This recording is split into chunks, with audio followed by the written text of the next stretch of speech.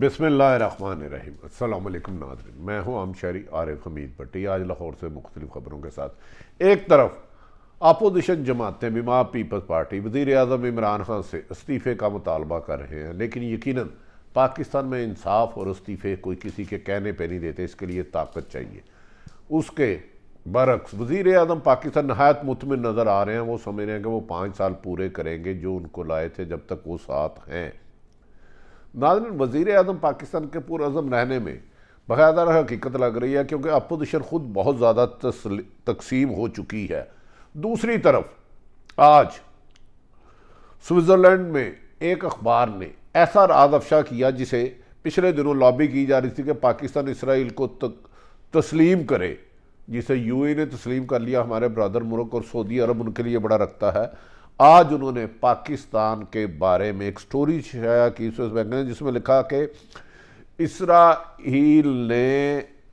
آج سے کچھ عرصہ قبل پاکستان جب جوہری پاور بن رہا تھا، ایٹمی طاقت بن رہا تھا، اس کو میں رکاوٹ ڈالنے کے لیے طاقت رہا اور موساد نے مل کے سازشیں کی اور جرمنی اور سوئٹزرلینڈ کی کمپنیوں پہ تباہی ڈالی،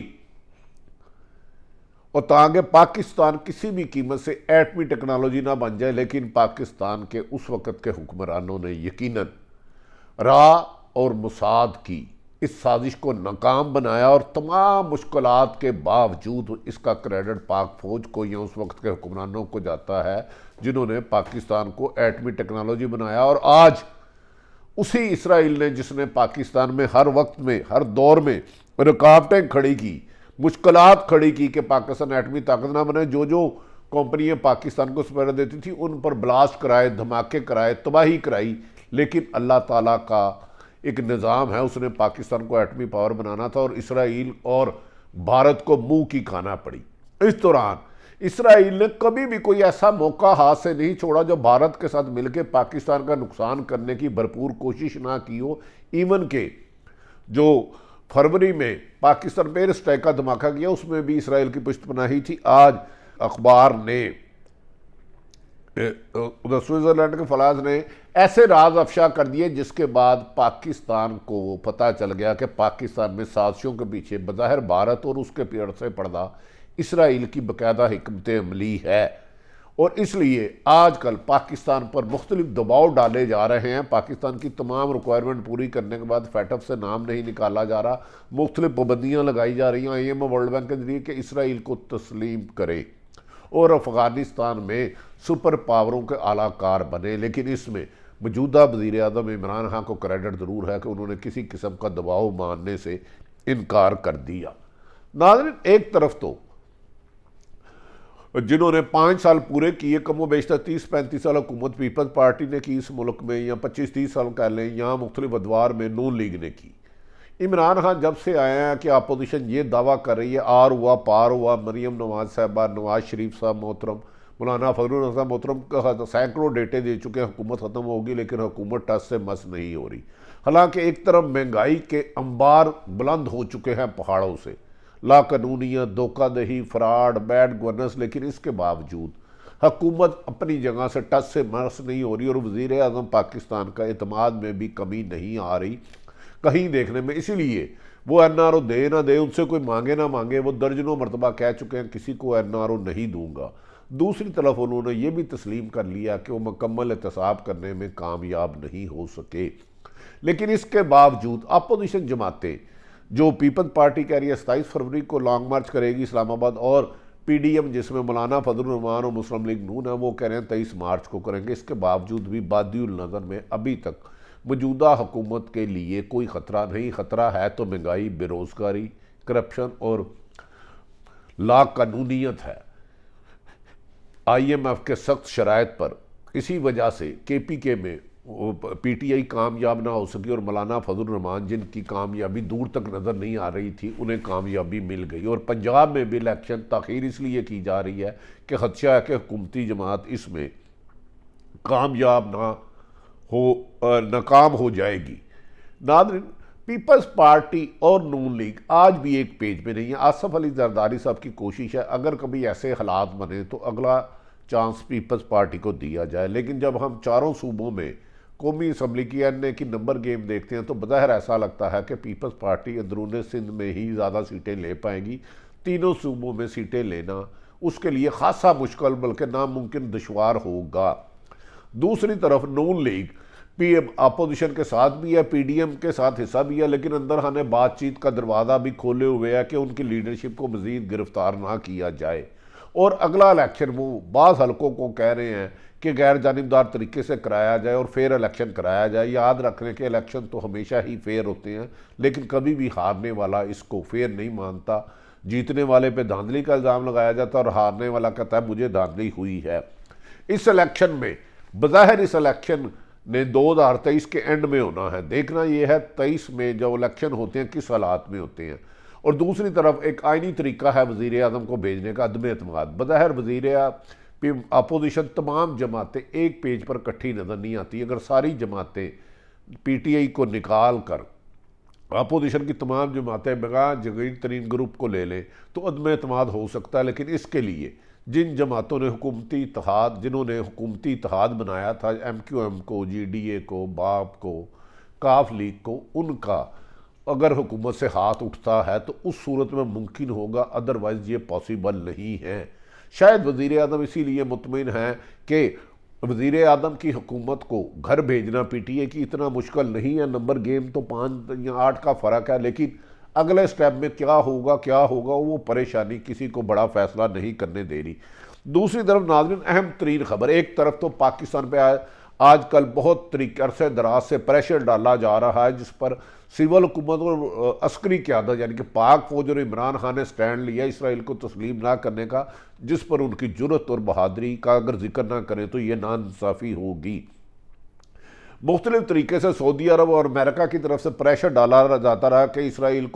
کے ساتھ تعلقات معمول پر لائے جائیں. دیگر ممالک کے بھی تعلقات اچھے ہیں اسرائیل کو, سب نے تسلیم کر لیا, تو پاکستان کیوں نہیں کرا؟ اس قسم کی خبریں جان کے چھوڑی جاتی ہیں تاکہ اپنی مقصد کا مقصد کر جائے. لیکن اسرائیل نے پاکستان کے خلاف ہمیشہ کردار ادا کرتا رہا ہے. جوہری پروگرام بننے کے لیے ہمیشہ پاکستان کے روکنے کے لیے پاکستان کے خلاف نہ صرف سازشیں کی بلکہ رکاوٹیں کھڑی کرنے کے لیے جن سے پاکستان یہ معاملات کر رہا تھا جرمنی اور سوئس کے, وہاں کی کمپنیوں کو نقصان پہنچایا اور پاکستان کی رکاوٹ کے لیے ہر ممکنہ اقدامات کی اور قتل و غارت اور مختلف ممالک میں نقصان بھی کیا. اس کے ساتھ بھارت نے ہمیشہ اسرائیل کے ساتھ مل کر پاکستان کو نقصان پہنچانے کی کوشش کرتا رہا, اور 1 سال 2 سال پہلے جو پاکستان پہ ایئر اسٹرائک کی کہا جا رہا ہے اس پر بھی اسرائیل کمانڈو کا ہاتھ تھا. اس سلسلے میں بھارت کو اسرائیل نے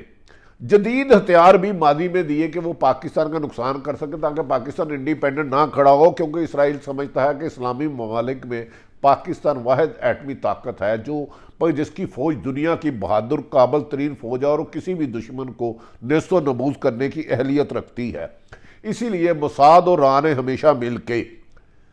یہ پاکستان کو کمزور کرنے کی کوشش کی. اب بات یہ چل رہی ہے کہ اسرائیل شاید ایران پر حملہ کر سکتا ہے, اسی لیے یو اے ای کا دورہ کیا گیا اسرائیل کے وزیر اعظم نے, سعودی عرب میں معاملہ طے کیے گئے. ناظرین لگتا ہے ایسا یہ ہے کہ آج اس سلسلے میں بعض غیر ملکی اخبار نے انکشافات کیا ہے کہ اسرائیل نے پاکستان کے جوہری جب پروگرام چل رہا تھا کو روکنے کے لیے جرمنی اور سوئٹزرلینڈ کی کمپنیوں کو جو پاکستان کے ساتھ لین دین ہو رہا تھا ان کو نہ صرف دھمکیاں دی بلکہ ان پر دھماکے کرائے, ان کو نقصانات پہنچائے, اور اسرائیل نے ہر ممکن کوشش کی کہ پاکستان کسی بھی صورت میں ایٹمی پاور نہ بن سکے. یہ واقعہ آج سے 30 سال پہلے, اور آج اخبارات اس کی تفصیلات بتا رہے ہیں, جس کے بعد مسلمان ممالک کو اب سوچنا ہوگا کہ پاکستان ایک مسلم ممالک ہے, ایٹمی طاقت ہے. ہم نے ہمیشہ پاکستان نے ہر اسلامی ممالک کا برے وقت میں نہ صرف ساتھ دیا بلکہ بڑھ چڑھ کے ان کی حفاظت کے لیے تمام ممکنہ اقدامات کیے. ایون کہ سعودی عرب میں آج بھی پاکستان کی پاک فوج کے افسر اور جوان خدمات انجام کر رہے ہیں, اور اب سعودی عرب اور یو اے ای کو سوچنا ہوگا کہ جس نے پاکستان کے لیے ایٹمی طاقت بننے کے لیے راہ کے ساتھ مل کے بھارت کے ساتھ مل کے رکاوٹیں کھڑی کی, اور جب انہی کا اخبارات آج کی پوری تفصیلات شائع کر رہے ہیں, کیا وہ اسرائیل سعودی عرب کا ہمدرد ہو سکتا ہے, یو اے ای کا ہمدرد ہو سکتا ہے؟ جب تک पूरी मुस्लिम उम्मा एक ना हुई और उन्होंने इस्लाम दुश्मन करते जिन्हें इस्लाम फोबिया है उनके खिलाफ यकजा होकर एक मुठ बन के खड़े ना हुए, उनका मुकाबला ना किया, तो आने वाले दिनों में वो पाकिस्तान के ख़िलाफ़ क्या दीगर इस्लामी ममालिक के ख़िलाफ़ भी साजिशें करते रहेंगे। इसी तरह उन्होंने आजकल इसराइल ने पिछले दिनों एक अखबारात में जो गैर मुल्की ज़राए अबलाग ने ख़बर नशर की कि इसराइल ईरान पर हमला कर सकता है और उस पर इल्ज़ाम ये लगाया कि वो एटमी पावर बन रहा है। जब इसराइल खुद एटमी पावर बनता है तो उस पर दुनिया खामोश रहती है, भारत बनता है, अमेरिका बनता है, दीगर अमेरिका के लॉबियस्ट बनते हैं तो उधर खामोश किया जाता है। जैसे ही कोई इस्लामी ममालिक अपने पाँव पे खड़ा होना चाहता, चाहे वो अपने आप को जंगी तौर पर मजबूत करे, किसी दूसरे ममालिक से मुआहदे करे या इकानमी को बेहतर करें, तो पाकिस्तान के खिलाफ बैरूनी साजिशें शुरू हो जाती हैं और उसके लिए पाकिस्तान पर दबाव डाला जाता है। कभी फैटफ में नाम रख के, कभी मुख्तलिफ पाबंदियाँ लग के, कभी IMF और वर्ल्ड बैंक से मुश्किल असात पर कर्जा देने के बाद नाज़रीन सूरत हाल ये है कि इस सिलसिले में अब पाकिस्तान की पाक फौज जो हमारी इत्तला और मौजूदा वज़ीर आज़म इमरान खान ने बैरूनी दबाव को टोटली रद्द कर दिया है कि पाकिस्तान इसराइल को तस्लीम नहीं करेगा किसी भी कीमत पर, जबकि अफ़गानिस्तान में अमन कायम करने के लिए पाकिस्तान दुनिया भर से ताउन की ख्वाहिशमंद है और पाकिस्तान के वज़ीर आज़म इमरान खान ने इस सिलसिले में पूरी दुनिया से कहा है कि इस रीजन में अमन कायम करने के लिए अफ़गानिस्तान की मदद की जाए। वहाँ कहत ज़दा सूरत हाल है, अद्वियात नहीं है, खाने पीने की अशिया नहीं है, लोग सर्दी और मुख्तलिफ तकलीफ़ों की वजह से मर रहे हैं। लगता है नाज़रीन के आने वाले वक्त में पाकिस्तान के लिए एक तो इसराइल और भारत जंगी तौर पर, दूसरी तरफ पाकिस्तान के अंदरूनी मुल्क में साजिशों का जाल बिछाया जा रहा है और पाकिस्तान के अदारों को कमज़ोर करने की नाकाम तरीन साजिश की जा रही है। लेकिन अल्लाह ताला ने पाकिस्तान को बनाया है तो इंशाअल्लाह ताला जब तक पाकिस्तान की फ़ौज बाहिम्मत है, पाकिस्तान की सलामती को कोई ख़तरा नहीं हो सकता। चाहे इसराइल आ जाए, चाहे भारत आ जाए, चाहे उन्हें अमेरिका, इसराइल, CIA, रा और दीगर एजेंसी आ जाए, पाकिस्तान की सलामती इस वक्त महफूज हाथों में है और अफ़गानिस्तान के इर्द गिर्द बार लगाकर पाकिस्तान की फ़ौज के अफसरों और जवानों का खून शामिल है। अगर अफ़गानिस्तान से भी कोई गलत हरकत की गई तो पाक फ़ौज जवाब देने की अहल है। कहा वज़ीर आज़म पाकिस्तान की मौजूदा हुकूमत को, उन्होंने ख़ुद तो फरमाया है कि 3 माह अहम है और दूसरी तरफ उन्होंने कहा कि साबिक़ वज़ीर आज़म इमरान नवाज शरीफ को बेगुनाह कराने के लिए कराए जा रहे हैं। मेरा ख्याल है ये उनके बयानात काफ़ी हद तक ठीक है, लेकिन उनकी हुकूमत को बज़ाहिर बादिउल नज़र में कोई खतरा नहीं, क्योंकि हमें ऐसा नहीं लगता कि अपोजिशन जमातें बहुत बड़ा लॉन्ग मार्च करके ले आए। अगर अपोजिशन जमातें 5 लाख इस्लामाबाद ले जाते हैं तो फिर उसके नताइज वक्त बताएगा। मौजूदा सूरत हाल में वज़ीर आज़म पाकिस्तान का अगर मुकाबला है तो अपनी ही हुकूमत के साथ है, महंगाई के साथ है, लाकानूनियत के साथ है, और जो उन्होंने वादे किए थे अगर वो वादे उन्होंने अवाम के साथ पूरे करने शुरू कर दिए और उसके 10% भी कर दिए तो उनके लिए अगला इलेक्शन बेहतर होगा, लेबरना मुश्किलात होगा। लताहम अमेरिका को एयर बेस ना दे के वज़ीर आज़म इमरान का अच्छा इक़दाम, इसराइल को तस्लीम ना करके अच्छा इक़दाम, और